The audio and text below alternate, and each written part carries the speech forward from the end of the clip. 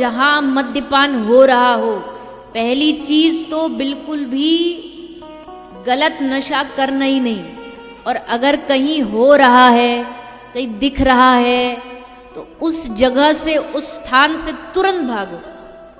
समझो यहाँ कलयुग बैठा है और अब ये हमारी खोपड़ी पर चढ़ेगा, इससे अच्छा यहाँ से निकल के भागो। केवल मद्यपान मदरा पीना गलत नहीं, जो पी रहा उसका संग करना भी गलत है। जो गलत दिख रहा है कि यहाँ पर होता ना, कई लोग ऐसा भी होता है, कई लोग जैसे गांव के बाहर, ज़्यादातर तो गांव के बाहर ही, थोड़ा सा बाउंड्री के बाहर ही शराब की दुकानें होती हैं। तो क्या करते हैं वहाँ, कई लोग ऐसे होते नहीं पीते, पर वो जा कर के मोटरसाइकिल वहीं खड़ी करके घंटों भर वहीं बातें करते रहे। जो पीने आते उनके संग बातें करते रहे। आज नहीं पी रहे हो, पर वहाँ ऐसे ही खड़े रहे ना 2-5 दिन, तो वो दिन दूर नहीं जब तुम्हारे हाथ में भी वो आदमी बोतल पकड़ा दे, ले भैया तू भी पी। बड़ी अच्छी चीज है, बड़ा अच्छा। क्योंकि जो गलत काम करने वाला होता है ना, उसको अपने गलत काम को सिद्ध करने के लिए बहुत बहाने होते। एक ऐसे ही एक बड़ी यूनिवर्सिटी थी, तो उसमें बहुत इसी टॉपिक को लेकर के बोला जा रहा था। बहुत सारे बच्चे बैठे थे, तो उसमें एक प्रोफेसर साहब आए, वो बता रहे थे नशा करने से क्या क्या जीवन पर गलत असर पड़ता है। तो उन्होंने क्या किया, उन्होंने एक थोड़ा सा गिलास में थोड़ा मदरा ली, शराब ली, और उसमें कीड़े को डाल दिया। तो जैसे कीड़े को डाला तो वो कीड़ा उसमें गिरा, तड़प तड़प के एकदम मर गया।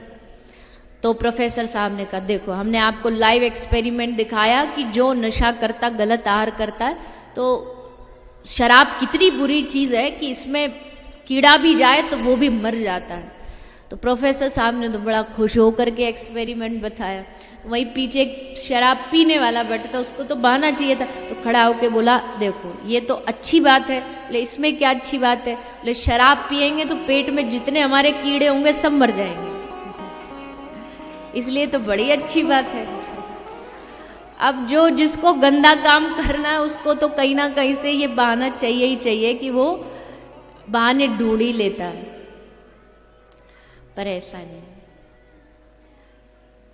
हम सब ऋषियों की संतानें हैं, भगवान की संतानें हैं। हम सबको ये सब गलत नशे से दूर रहना चाहिए। तो एक है मद्यपान, दूसरा भी खाने से ही जुड़ा है। खाना भी है और उसमें हिंसा भी आती है, सारी प्रकार की जो हिंसा होती है। जहां हिंसा की जाती हो वहां कलयुग रहता है। कोई भी किसी भी प्रकार की हिंसा करे या उस हिंसा का सहभागी बने या होती हुई हिंसा को अपनी आंखों से देखे, वो भी हिंसक है। पितामह भीष्म को जानते हो ना, कितना बड़ा अपराध लगा था भगवान से। पितामह कह रहे मैंने तो कोई पाप किया ही नहीं कभी जीवन में। फिर भगवान ने कहा पाप किया नहीं, पर पाप होते तुमने देखा तो। अगर पाप करना पाप है तो पाप होते देखना भी पाप है। तुमने पाप देखा, इसलिए देखो तुम आज बाणों की सैया पर पड़े हो।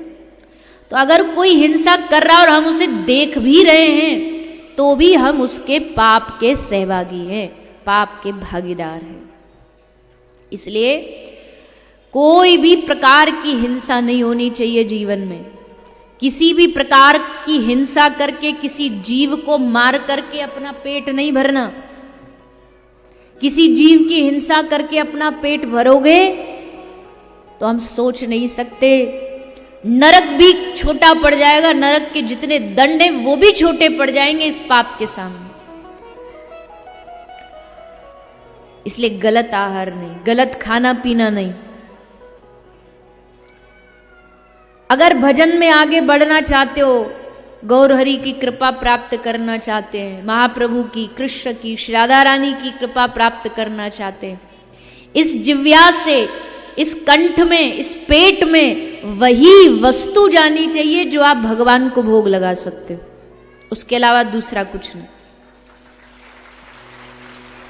अब ये प्रश्न ही नहीं बचता इससे आगे कि क्या खाएं क्या ना खाएं। सबको पता है भोग क्या नहीं लग सकता। बताओ, मांस मच्छी का भोग लगा सकते हो? प्याज लहसुन का भोग लगा सकते हो, शराब का भोग लगा सकते हो? नहीं। जो हमारे आराध्य, जो हमारे इष्ट नहीं खा सकते, वो हम भी नहीं खाएंगे।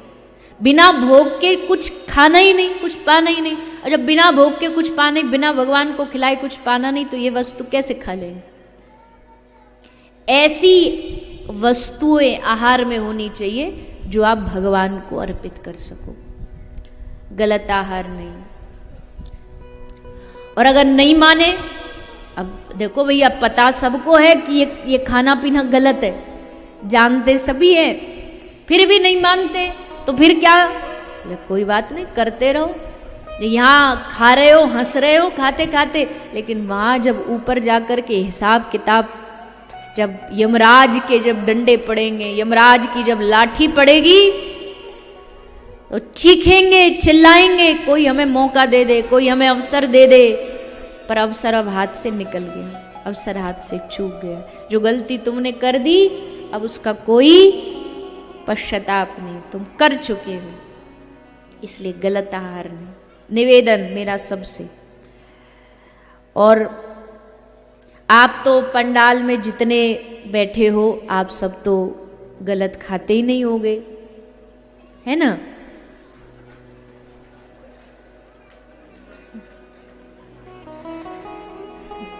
मतलब आप समझ गए कि आप मुझे बुद्धू बना रहे हो।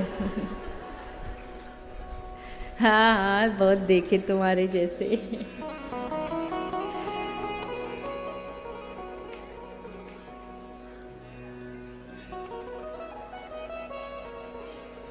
इसीलिए मैं ये बात बोल रही हूँ, मुझे पता है इसलिए बोल रही हूँ, बुद्धू नहीं हूं, पता है इसलिए बोला जा रहा है। देखो, कथा का मतलब क्या, सत्संग का मतलब क्या? सात्विक जीवन। सात्विक जीवन नहीं जियोगे तो मेरा क्या बिगड़े, किसी और का क्या बिगड़ेगा? परिणाम तो सबको अपना भुगतना पड़ता है ना।